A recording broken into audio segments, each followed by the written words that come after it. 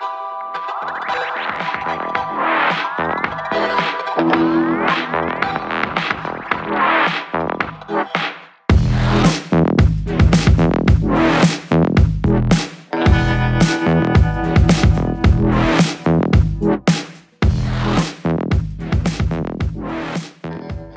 everyone, to this episode of your Freedom Hub's presentation of free market cash patients. I'm your host, Jeff Cantor, along with my co-host, Charles Froman. We have some great sponsors that we'll talk about, and just be aware we are the organization that's helping disrupt everything just to try to make things a little bit better. Now, we are also recording everything for posterity, and this top link represents when you can subscribe, which means you'll get a notice every week about the current show. Or you can visit any of these prior links and see the past ones. Now, we've taken a step further and are now archiving these. So let me do a diversion before we pop back here just to show you what we're doing. We've launched this site, which was described on that prior slide, and we'll sift through this in a minute. But here's the newsy part. This is where we're doing two things. One, we were showing the guests of the upcoming week. This is the current week, obviously. Your ability to register, just like I showed, but now you can do it here. Or you can get back to the people that we've already met with. So as our guest today has some questions that linger or new news, we're going to continue the conversation even though today's episode is over with. And then we list future guests, and then here too are repeated all those links. So we've saved you having to jot stuff down or come to these videos. You have a place you can go, and there's a lot up on here. And we'll come back and talk about that for a minute. But as I said, this is an example of what one of the sites looks like. There's a wealth of fantastic videos to revisit, and good or bad. Some of the old ones are as fresh as yesterday because the problem still exists or the solution needs to be furthered. So you'll find some really excellent ones, and Roy's will be up there by Monday as well. And so just before that, digging into what he's all about today, let's talk for one quick second about one of our excellent little sponsors that we've become affiliated with. And this is the Heaven Sent Hemp, which is what we've discovered to be the only actual bioactive and bioresonant product using the whole hemp instead of just focused on, like, just say CBD. Some of the stuff doesn't even have CBD in it, really. It's all 500 components plus that make up the hemp plant. And they've allowed us to get some special pricing at the site. If you use our code, your Freedom Hub 7, instead of getting 5 or 10, they'll give you 15% off the product. So it's a really fantastic way to experiment for yourself. And they have a doctor's challenge where you run a muscular test, and then you can do it with different brands, and you try it and you'll see immediately the difference. So you'll find that to be pretty exciting. So, but today we've got a very interesting topic I'm excited to talk about. So I'm going to actually have Charles kind of give us a little rundown here on today. Gladly, Jeff and Roy, welcome. I connected with Roy marketing a related birth webinar we hosted about this time last year with Stephen Hall, who consults birth centers. So many mothers now are going not to hospitals, but rather to standalone birth centers just to get a little more care and feeding during that amazing experience of birth. And I discovered in talking to Roy that we share a background in yoga, particularly Kundalini yoga. We both have special spiritual names. He's Nishan, I'm Amar Atma. And through that incredible transformation that you go through as a yoga teacher, you learn about all these integrated and natural therapies. And Roy did as well. He was a doctor at the Olympic Village in Sarajevo back in '84. And he has combined that deep knowledge of medicine with yoga and other therapies learned around the world to explore a bit deeper about this holy experience of conception and birth. And now we have this dynamic, for context, that is scary as heck. And that is, since 1990, the chronic disease epidemic has exploded from 12% of kids to over 50. Parents are scared they're going to birth a kid who's disabled. So the services of Dr. Dittman are increasing in popularity.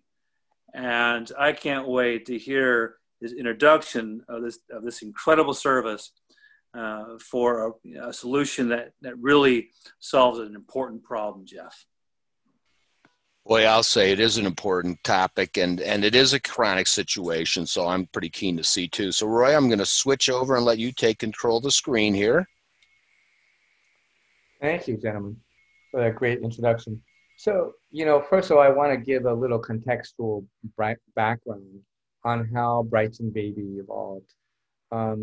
Actually, when I was a monk, a celibate monk, integral monk, and studying with one of my spiritual teachers, Yogi Bhajan, and back in 1977, I had a quite profound spiritual experience when I was meditating one day. And he told me to go in this direction, actually. I wanted to be a famous rock star. I already kind of was. I used to play in front of 60,000 people at a time all over Europe. And I was on my way to being, a very famous, rock star in Europe. And it was quite fun, actually. But he told me I was supposed to be a doctor and scientist, actually. And that was my higher destiny. That's how it kind of started. At the same time, I grew up with an atheist father who was a nuclear scientist, who taught and did research in Oxford, Rusford Laboratories, Max Planck in Germany, USC, UCLA, and he was a professor at Cal State Fullerton as well. So he taught me to be a critical thinker, how to think, and he had a background in Korzybski, Wittgenstein, and Heidegger, Martin Heidegger. Taught me about, through meeting other professors, how to think critically and how to also be a free thinker. So I learned from both the spiritual, philosophical, linguistic, and ontological parts of life, as well as the scientific world as well.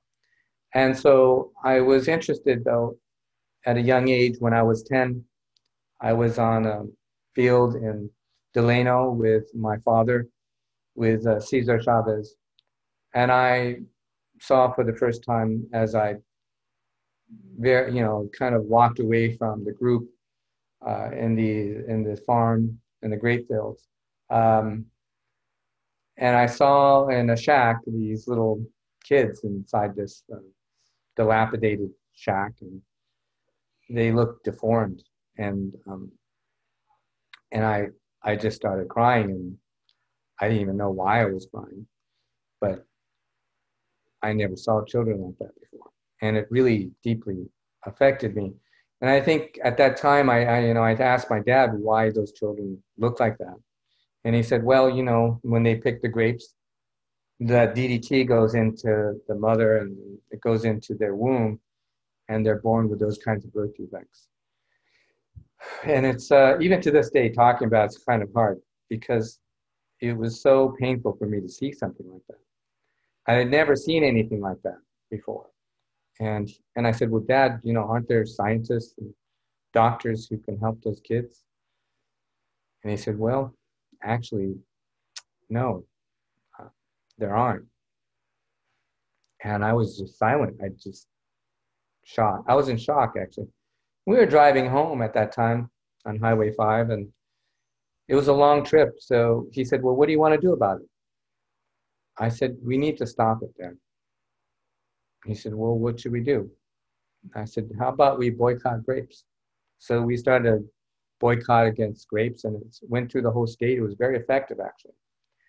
But, today, in today's world, I think, that's why I'm doing what I'm doing, is because I'm still kind of like that little boy on the field. And I think that we must do something to prevent birth defects in the children. I think it's the least we can do as a great culture, because we are intelligent enough, we're spiritually evolved enough, we're ethical and moral enough, that we should take a stand for at least every child to have a great start in life. So with that introduction, that's kind of like how this evolved for me personally. With that said, my father taught me about like Rachel Carson. And Rachel Carson wrote a book called Silent Spring. And she presented her research before Congress. And as a scientist, she had studied the birds and the eggshells. And what she reported to the public at that time was quite shocking. She said because of the use of DDT, these birds are becoming extinct. These birds are born with such soft shells that they're deformed and they don't survive. And that we have to be careful what we're doing to nature. Of course, it would get much worse after that, not better. Even though Congress gave her a standing ovation, they didn't really take any action against it. The chemical lobbies were far more powerful. And in today's world, it's something that's still a problem. But the least we can do is protect our own families and children and become aware of this. You know, as Charles was saying, the birth defects in children are rising dramatically. Some countries have stopped it. For instance, Russia has banned the use of pesticides in their country and satellite countries. I think now for about 12 years. And so they're completely organic. We should do the same. I think because in the food chain, it eventually gets back to us. And we are seeing the effects of our children. That are happening on our children today is very tragic. I also speak at autism conferences, and one of the things you see there is a lot of children with autism, with various kinds of problems, and a lot of this we know what it's caused by today, and we know that pesticides such as glyphosate can block the absorption of critical minerals like manganese and zinc and calcium.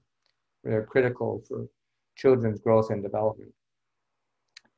You know, even more so, you know, what we had always known up until now is that our children could be smarter, stronger, live better lives, more qualitative lives, and hopefully a longer lifespan than we have. But no longer.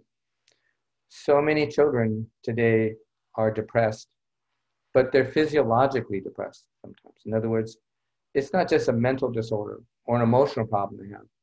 It actually is physiological, why they're born weaker, and why they have hormonal disruption and so forth. So I wrote Brighton Baby with the intention of speaking and having a conversation about this with parents-to-be, people who are married or engaged, in love, and they want to have the best possible baby. Because another statistic that's a fact that I learned from the autism conferences, which is quite tragic, is that only 3% of the couples who have a child with autism stay together. You know, if it wasn't tragic enough, but then they break up. And it's even harder on the kids. And so, you know, this really destroys families as well. The good news is this. The good news is we know how to prevent this problem. We know what's causing this problem. And we know how to be proactive. That's why I wrote the first book, Brighton Baby, a revolutionary organic approach to having an extraordinary child, is because this is about preconception. And preconception is focused on analyzing your own health as a future father or as a future mother, and understanding what toxins we may have accumulated. What are the kinds of toxins that are we talking about? Well, radioactive elements, heavy metals, pesticides, chemicals, various kinds of infections. These kinds of things cause inflammation in the body.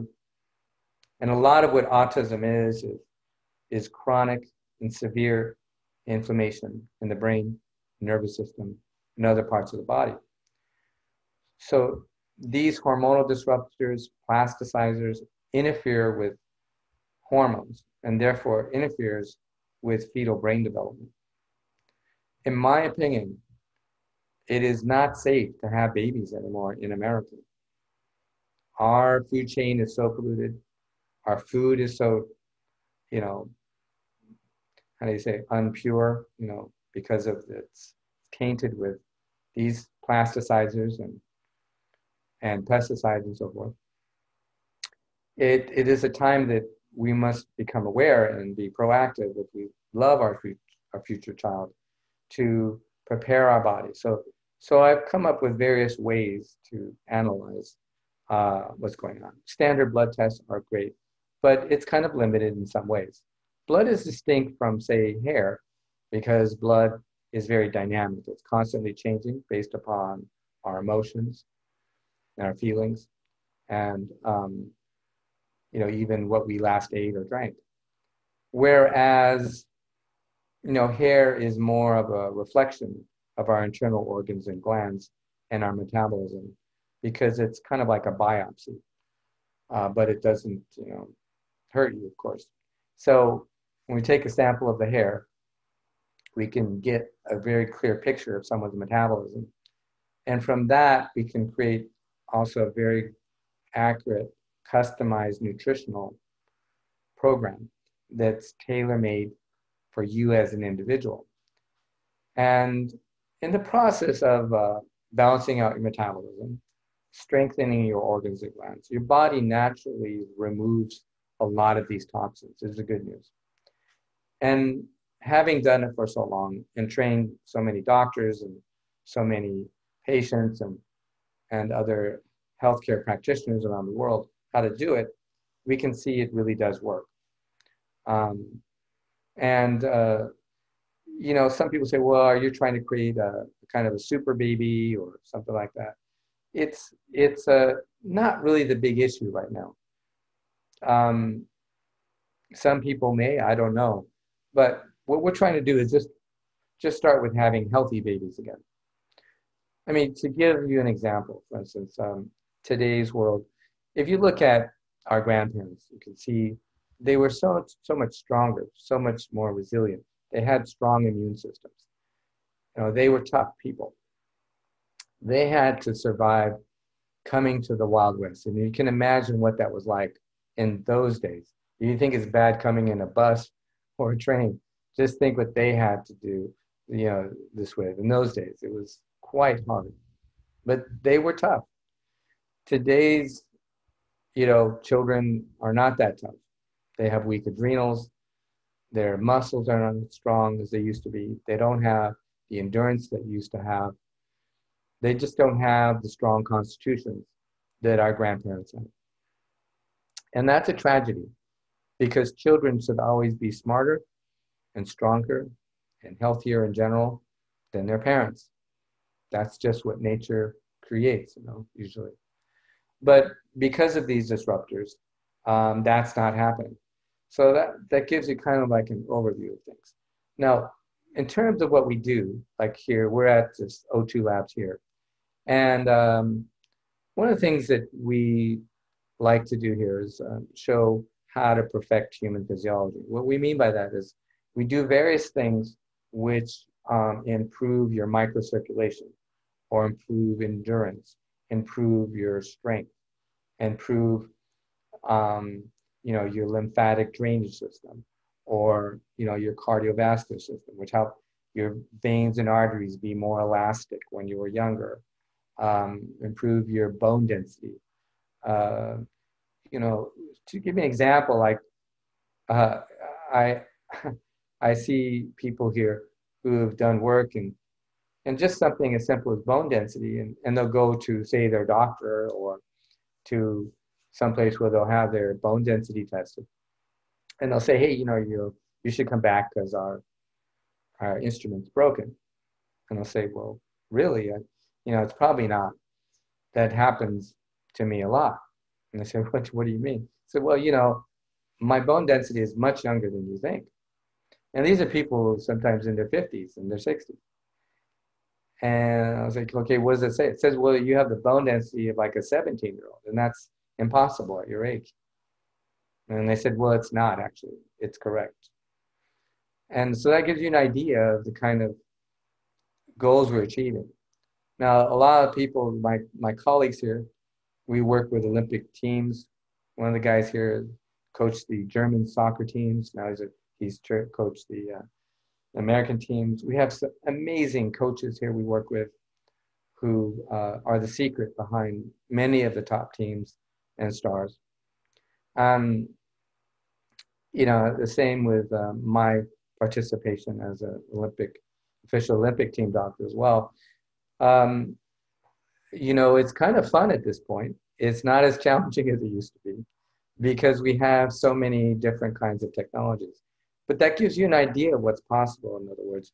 So when we work with parents preconception, it's not just theoretical. It's not just a vision anymore.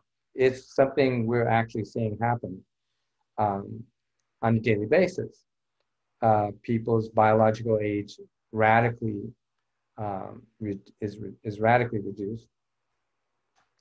And we're seeing that people, as they purify their bodies and they do the customized nutrition with these advanced technologies, with these advanced treatments, methods, and so forth, and with, say, for instance, Verital Health technology, where they do these advanced methods of amniotic fluid-derived stem cells for various treatments.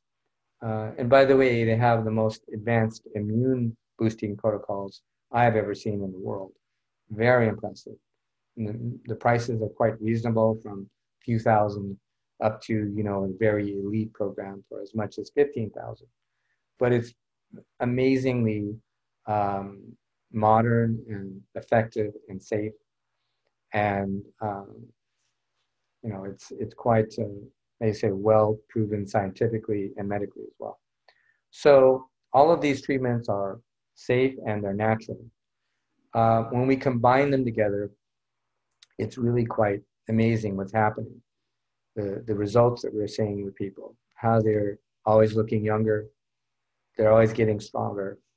And when couples start doing these things, they see that their birth outcomes are quite extraordinary. Typically, my patients on the negative side don't see the usual problems of pregnancy. They rarely need cesarean sections. They rarely ever have morning sickness or postpartum depression, which is very similar. They rarely have preeclampsia or needing a cesarean or episiotomies or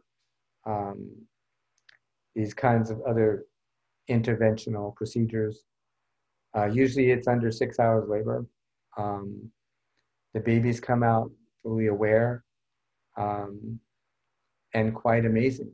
They often will look at you right away, smile, reach up, touch your face, smile, look right in your eyes right after birth. And it's quite amazing because I have it happen to me all the time. If it's a hospital birth or if it's a home birth, and they'll call me. I'm like, this is amazing. People are all coming to see the baby. They've never seen a baby like this. And it's just a happy baby. It's just a healthy baby, actually. It's the way all babies should be. So I think the reason why also I like to focus on the future generations and babies is it's a symbol that whatever we've learned, whatever education we have, whatever knowledge or wisdom we've accumulated, that we can pass that on to the next generation. And I think that's what our ancestors did for us. So it's the least we can do for our children. And I don't think anybody disagrees with this in principle. I don't think people do. It's just that I think that people don't have a reality for it. So why is it that they don't have a reality for this? Well, I think it's kind of simple again. There's education that you learn in college, in high school, and they learn a certain kind of science. But it's a kind of what I call scientism. It's the belief in science. And it's moreover a kind of the way that the science is applied inside of a narrow band, not of free thinking, but of various kinds of ways of looking at the world, of manipulating the world, rather than being in harmony with the world. And so the Brighton Method is based upon being in harmony with the world, like so many ancient cultures have discovered. I know that I'm part native California Chumash because my aunts have done the genetic test. We always wondered if we were. And you know, with the traditional tribes in California, it's what every person understands is you always do the best for the next generation. And you hope that they have the wisdom, and you hope that they have the health and longevity of life.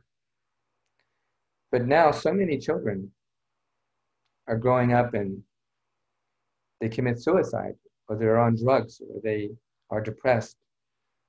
And so, you know, we put them on drugs at the age of 7 because they fidget in class. Adderall, Ritalin. I didn't learn that from my parents or from my teachers or professors. In fact, they told me that if you give drugs to a kid, you should go to prison. I don't understand how we're giving drugs to little children. I don't understand that at all. These problems are very simple if we are authentic with ourselves. But so I like to distinguish out the cult of scientism, this kind of almost fanatical belief in chemicals, in drugs, in manipulating metabolic pathways, and ignoring the whole being. Who we're being automatically gives forth what we do and what we have. If we want our children to be prosperous, if we want them to be intelligent, we must first focus on who we are being as parents for them, and also teach them the morals, the ethics, the values, and the spiritual traditions of all people, and to honor those traditions by living them. It's kind of that simple. And I know Grandfather Simu from our Sumash tribe, our spiritual leader, would agree with that. And it's a shame that we even have to say that. It was normally just understood that that's what every human being did, because that's the natural course of nature. But now you have to explain these things in lectures, which is kind of foreign to me, actually. It's kind of strange to even be talking to people about this subject, because I think that we all inherently know it. So I think, why do I need to talk about something people already inherently know? I truly think that everyone already inherently, instinctually knows this wisdom. But I think that it's been interfered with by this kind of cult of scientism that has infected the educational system. And I think that we have to go back to the basics of wisdom, experiential knowledge, of linguistic and philosophical basis of life by studying the Greeks, philosophers, and going back to the basics of how we think, how we know things, how we're consciously conscious of our consciousness. And then when we go back to that, and we go back to our roots, then we know who we are, we know who our children are, and we always do what is the most righteous thing. And that's the whole point, is that, you know, I'm going to go into some of these through this seminar series. I'm going to go into actually what to do. But I always start with the beingness first. Because if there's anything that all philosophers in history believe, who discovered or recognized for themselves, is to practice who we are being first. And that makes all the difference. And I think that it is truly where healing begins. Because when we're being who we authentically are in life, we're following that path of life, we can never go wrong. And I noticed that when a lot of times we, in our culture, can become hypermental. And we think, well, that person went to this elite university, therefore they're more educated than I am. Or my doctor went to Stanford or Yale or Harvard, so therefore I should just do what my doctor says. But that's part of the cult of scientism. It's kind of a blind belief, even though it doesn't make much sense. It doesn't make sense to put, to use so much drugs, because, it's not good for our children's growth and development. This is well known. So, the language of nature is the beingness of all things. And, if we go back to the basics, going and walking on the beach, putting your feet in the sand and grounding yourself, the microbes that are in the sand are on the earth, they go into our system. If we drink these great waters that are pure, like deuterium depleted water or Kingstone marine plasma, and other things, hydrogen waters, these are truly hydrated. These are physiologically healthy for us. We shouldn't be raising our children to drink sodas, pure sugar, carbonation. It's the opposite of what our physiology needs. I think we've gone mad to be giving our children this kind of junk. My mother and my grandparents, fortunately for me, didn't allow me to eat candies. They didn't, sometimes they would make pumpkin pies, but they did not think that that was healthy. Luckily, they had that wisdom. But, so many parents these days, they see it's the norm and they see kids want it. And so, for me, Halloween is not a good day because then you got to fix these kids, right? But look, why can't we just give kids berries? Or, we can make them healthy sweets, which are in nature. That's what we should be doing. And, you can give them things like ice cream. Still, you can give them things like that. But at least something that's made, that's wholesome, that will help their growth and development. We should never give a child things that suppress their growth and development, suppress who they're being, or suppress their own ontological future. Ontology meaning like the study of the nature of our beingness. So the reason why I talk and I use these words is not to sound intellectual, but because it's the only accurate way of speaking forth this into existence. In other words, ontology is where it starts. Who we are being is where it starts. That's the only way it can start. And when you declare who you are as a human being into the world and to your spouse, to your husband or wife, and say, honey, I want to have a really healthy baby. And I want us to do everything that we can because I love you and I know we're going to have the most amazing family. You see, because that's who you're being. It's not because it's the right thing to do. It's not because Dr. Dittman said to do it. That's not a good reason. It's because you love each other. It's because you love your future child already, right? Because in the spirit world, the Shumash tribe, we would say, that being is already around us. We already love that being, even though they're not here physically, right? And so, every part of your life should be dedicated to your future generations that you're going to bring forth into this world. This is the greatest gift, not a Christmas present, not a birthday present, not a birthday cake. Those are not the great gifts. And so that is the greatest gift that we can give to ourselves. And it's what brings true happiness. It is the glue of what holds families together. And it's what makes us die to leave our bodies with a smile on our face, actually. Knowing that you were a good father or mother, you raised your children with this kind of love, but a practical love, that you spent the time and the forethought and who you're being to plan your conception and plan your pregnancy and make sure that your baby could have the best possible life. It makes all the difference. It really does. And so people say, well, why do you do this? I said, because I can't think of a better thing to do, actually. This is a very happy job. I said, I make fairly good money, but that's not why I do it.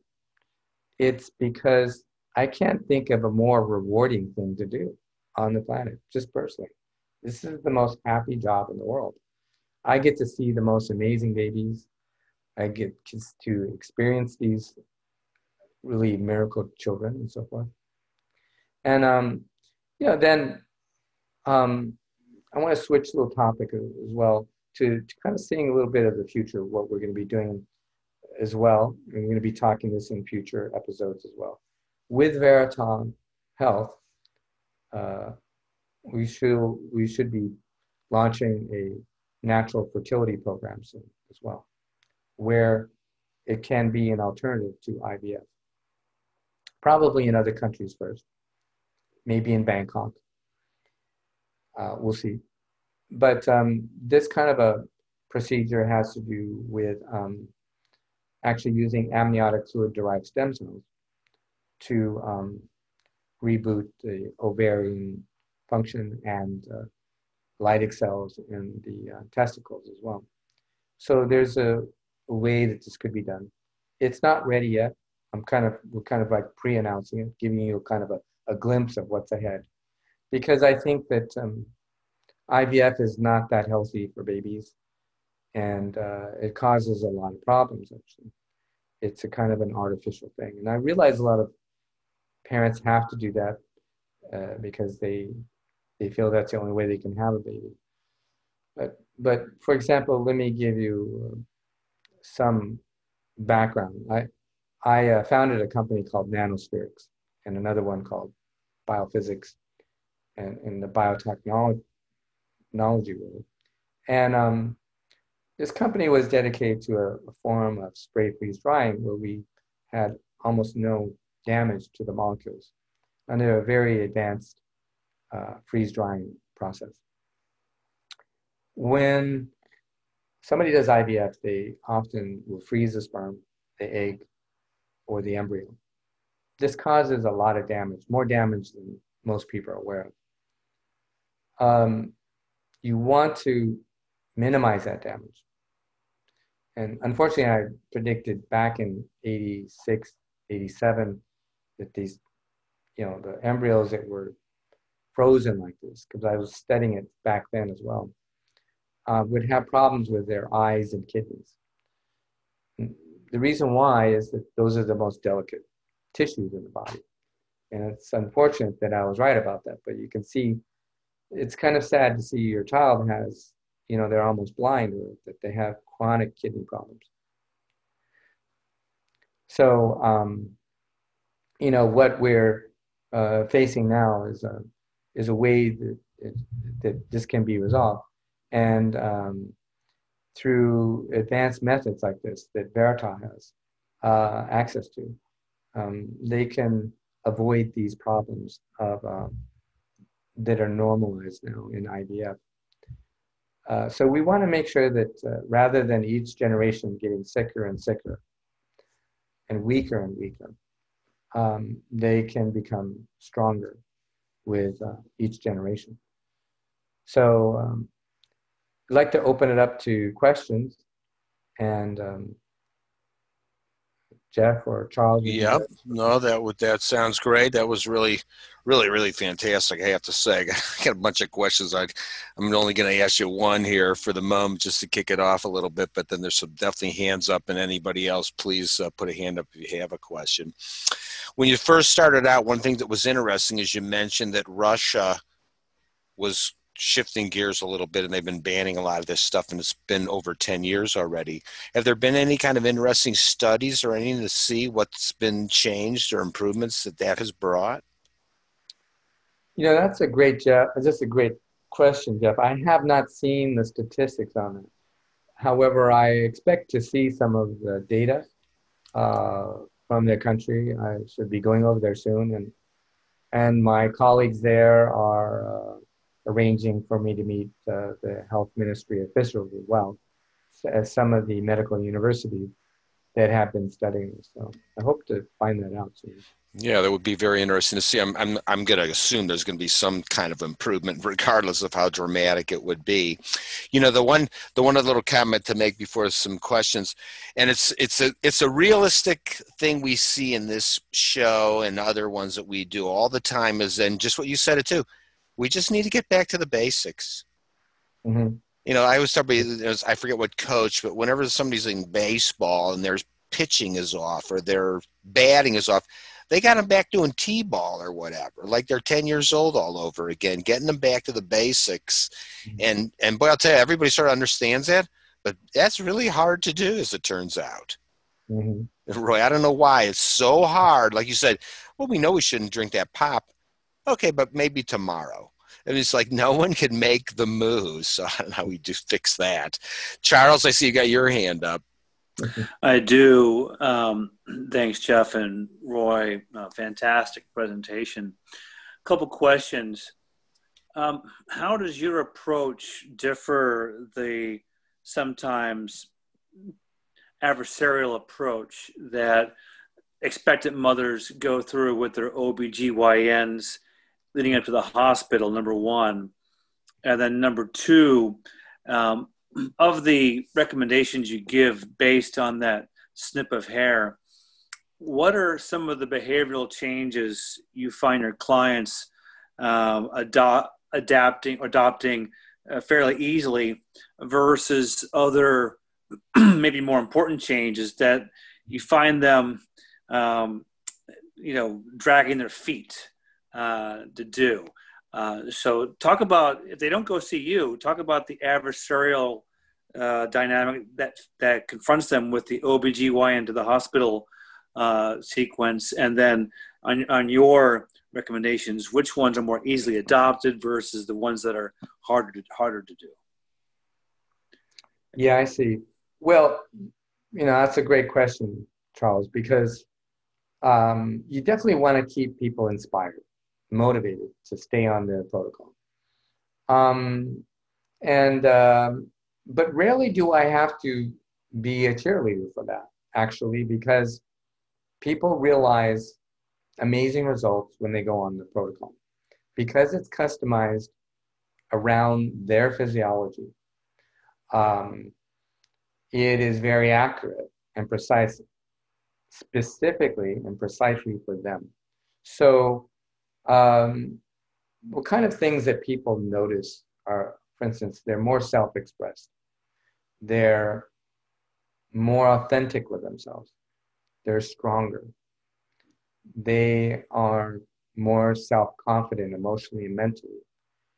They have more clarity of mind. They have more energy. They sleep better. They get better results from their workouts at the gym or in their yoga class. They notice that their endurance dramatically improves. They notice that their microcirculation is so good that they don't even notice anything that they know before, like say somebody who has like neuropathy. With just one of our technologies, it's 99% going to be gone. So with these kinds of situations, we actually have the opposite problem, is that people get sometimes a little cocky. They get like, I want to go learn how to downhill ski. I want to do I want to do some like, ride some super waves in Hawaii. Or, they start getting very confident, almost so confident that they start doing dangerous stuff, actually. I'm going to jump out of airplanes and just, I want to just do, things I had never had the courage to do before. I think it's physiological. As people's adrenals start working, your thyroid kicks in, your growth hormone and your pituitary and your hypothalamus kick in. You physiologically have more confidence. You feel like you can do anything. And you kind of can, actually. Like I said, we're dealing with these elite athletes who are the best in the world at what they do, literally. A lot of it's secret. We can't say it because it's private. They don't like their competition to know. But I can tell you personally, whoever you think is great out there in football, basketball, baseball, MMA fighters, track and field, the best of the best, usually we train them. And we want to get beyond that point where we can actually have them talk about it. But until then, we have to keep our contracts and keep it confidential. But it gives you an idea of the kind of physiological transformation that's taking place. Because, when people are about to have a baby, it's similar to training, in my opinion, for the Olympics.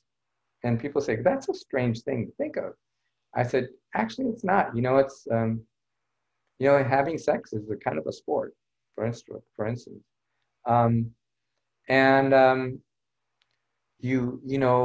The stronger your attraction is for each other, the better the sperm and egg comes together. So it is a kind of physical activity. And you look at in Taoist sexology, in Chinese sexology, in ancient Ayurvedic tantric sexology, understanding of our reproductive health, a lot of it is physiological, actually. Like, for instance, a lot of it has to do with your circulation, actually. And so there's the mechanics of that, and then there's the science of that, and then there's an art of it as well. And so I tell people, this art, though, it's based upon who you guys are being together. So I recommend the couples sit together, meditate together, not looking away as much as looking, being with each other when they're, just meditating together and just being that simple. And it's just being ordinary. And you can see each other. You can see who you're with. And you can truly fall more deeply in love with them because of who you're being. And they get to see who you are. Most of our lives, we're trying to hide who we are. We're trying to be someone cool or be someone, that your mother or father would approve of or your coach would approve of. But it's not who we are. That's our personality. That's our ego. That's what we project into the world. But when you're authentically who you are, that's where it starts. And so I went off a little bit on a tangent there, Charles. But so bring it back to your first question too. Can you remind me? It was about the OBGYN experience that expectant mothers have as they prepare for birth. Where the OBGYN is saying, hey, you don't have to go through the pain. We'll give you epidural or a C-section. We can schedule your birth. And and of course, the mother with a new baby gets attacked by the nurses for the vaccines and then that first week. So how does your recommendation on their birth process compare with the standard OBGYN to the hospital room? Well, I think that it's important for you to hire the OBGYN, but control your own birth as a couple through a midwife and a doula and meet with them frequently during the pregnancy. So you're directing, you as a mom, you as a father are directing the show, because it's your life and it's your baby's life at stake. And things can go wrong fast during a birth. I've seen it happen many times. People plan a perfect birth and things can go wrong fast. So it's very important to stay in control of that. As long as people, again, have done their homework and really worked on themselves, they rarely have any problems. However, there's a lot of studies that show that one of the main reasons why OBGYNs have so many cesarean sections on Fridays is so they can golf for the weekend. It's kind of shocking to think about. I don't want to misquote the statistics, but it was quite high. It was something in the 60 percentile. And that's not right. We shouldn't be planning cesareans so that the OBGYN doctor can go golf. So I think that that it's important for people to be in control of the birthing experience. Now, once it starts, the last thing you want to do is be thinking or having to worry about directing everybody.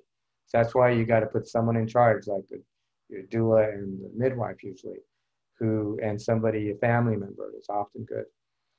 And then they can, they know what you want, they know what you don't want. In the worst case scenario, they can come to you and say, look, do you want this or not? Can you hang in there a little bit longer or whatever?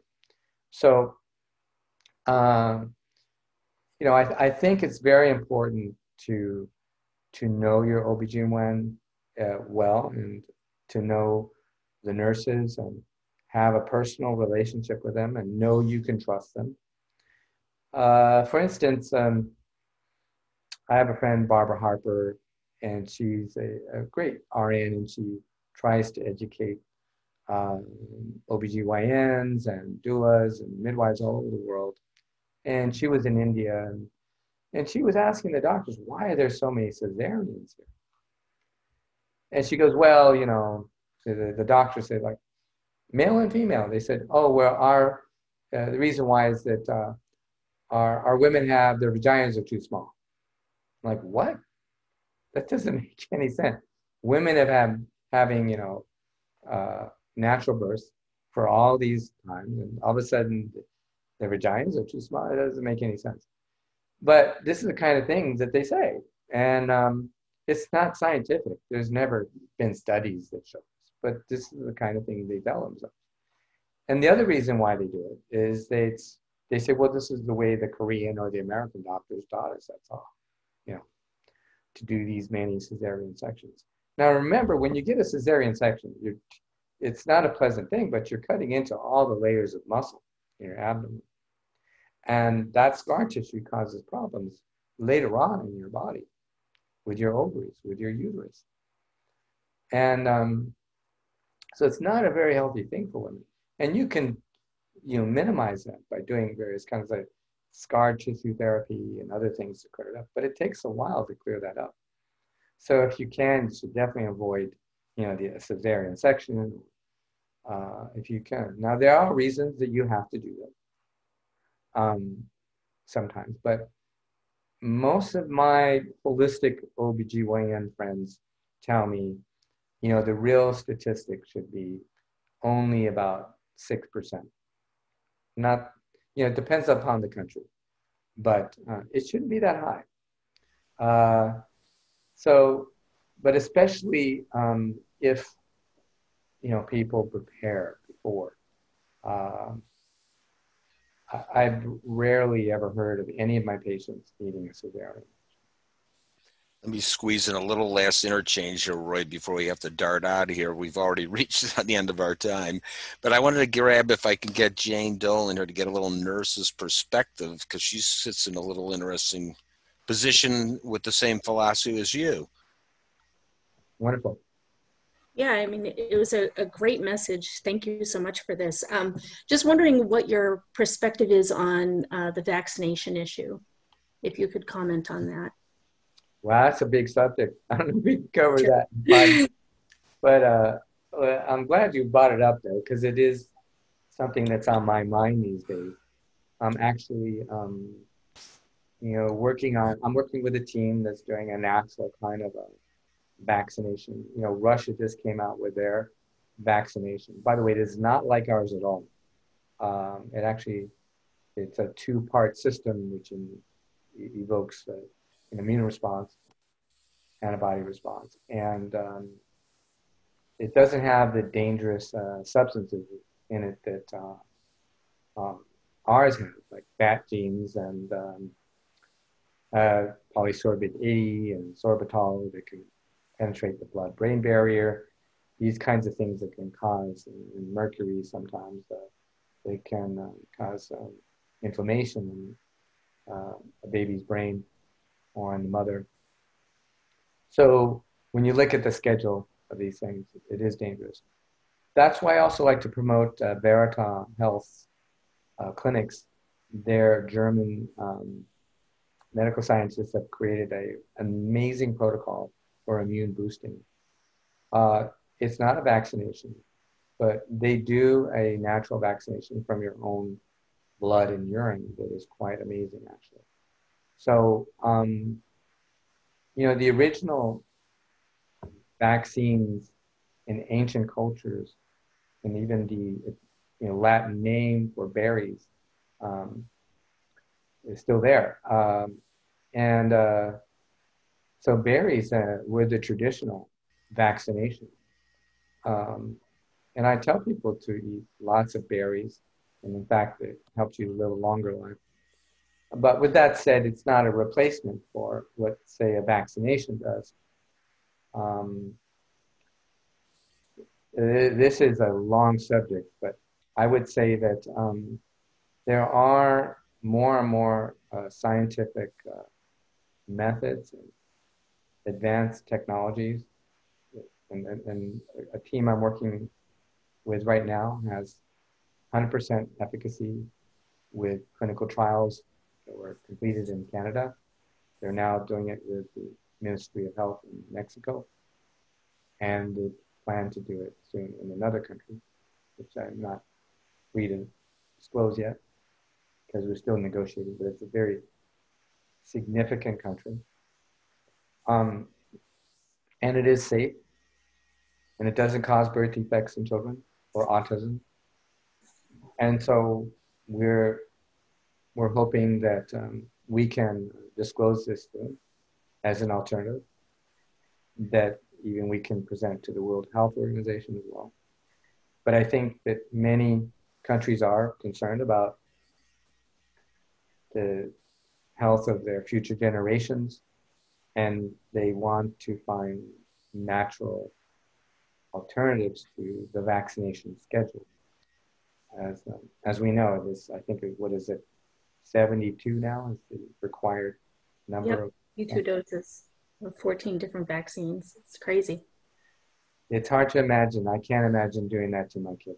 No, I can't either. So anyway, I'm glad you brought that up, Jane. Thank you so much. But I would love to talk about this more in depth with you, actually. We're definitely going to want to do that. As I said, Jane, as it turns out, is not only kind of interested in that side for medically reasons, but is also the director of our site. So we're going to want to definitely take this conversation off. Let me shift over there as we kind of close up for today, and definitely thank you. And again, here's this book. There'll be some information at the conclusion of the video.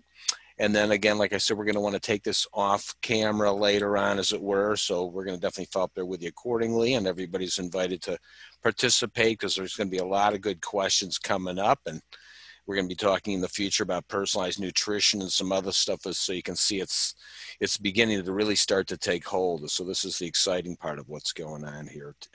And you being here with us tonight was really quite a treat. So I want to thank you so much for today. Thank you so much, Jeff.